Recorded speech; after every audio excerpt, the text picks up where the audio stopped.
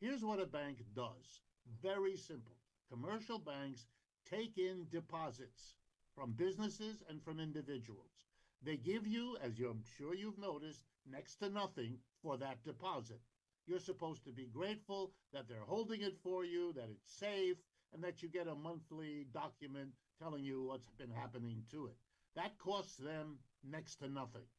They then take your deposit, your money, and lend it out wherever they can get the highest rate of return, to a corporate borrower, to an individual to use as their credit card backup, and so on.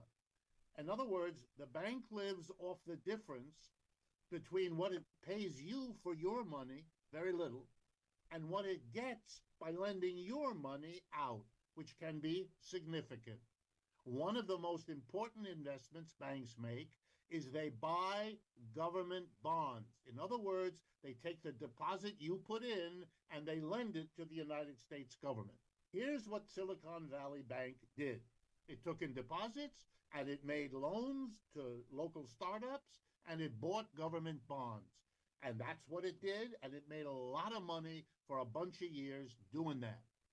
Then, starting, as you all know, especially those of you in California, starting some months ago, high tech encountered difficulties. It laid off hundreds of thousands of its workers in Silicon Valley, particularly, but all over.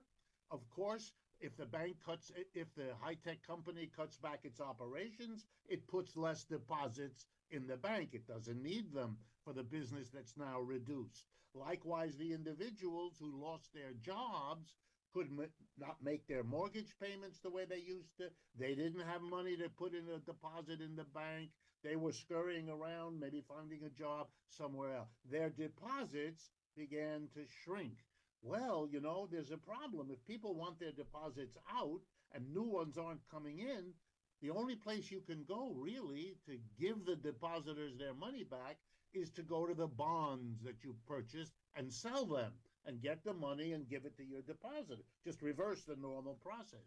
Here's the problem. The bonds have a price. When you lend to the government, you get a piece of paper or electronically. You've lent the government $1 million. We'll pay you back in 2 years and 6 months, and we'll give you this interest every year. That's how it works. If the interest rates go up, the price of the bond goes down. Since the interest rates went up dramatically over the last 8 months, in order why? To fight the inflation that really troubles the American economy, the Federal Reserve decided to raise interest rates. Well, here's what happens, and it's like a human being. If you're not careful, the solution to one problem gives you a bigger problem because of the solution. That's what's happening here. The bonds went down, so the bank didn't have the wherewithal to meet the demands of the depositors who wanted their money back. The bank went out into the market and said, we need more money, we need more capital. Here's a bunch of shares. What that did, which they should have known, was to confirm in a relatively small number of people who pay folks like me to keep them abreast of what's going on. They said, oh my God, it's worse than we thought. And that began, get your money out. Because the bulk of the deposits there were not insured. So they didn't have the FDIC, the government saying, we will insure. Businesses can't do that the way individuals can.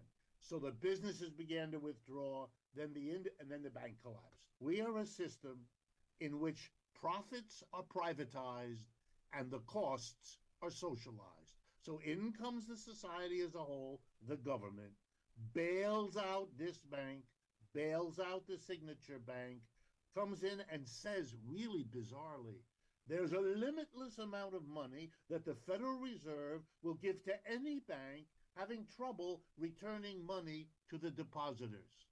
Oh my God, we're in a society that says we have a problem with inflation. If you have a problem with inflation, opening the Fed window to limitless amounts of money is the equivalent of trying to put out a fire by pouring kerosene on it. That's not going to end the fire. That's going to make it flare up. So you're watching a system, and this is what's scary. It's got too many problems converging at the same time. What it does for one worsens the other. It raised interest rates to stop an inflation. It got a bank crisis. It offsets the bank crisis by opening the Fed window. Whoops, that worsens it. This is impossible. And we're watching a society implode. There's really no nice word for this. Every foreign company and individual who has put money in the United States over the years because it's safe, because it's stable, all that's gone. And those people are moving their money out. And it's going to change everything in this country. And the response of our leaders to blame each other is so pathetic.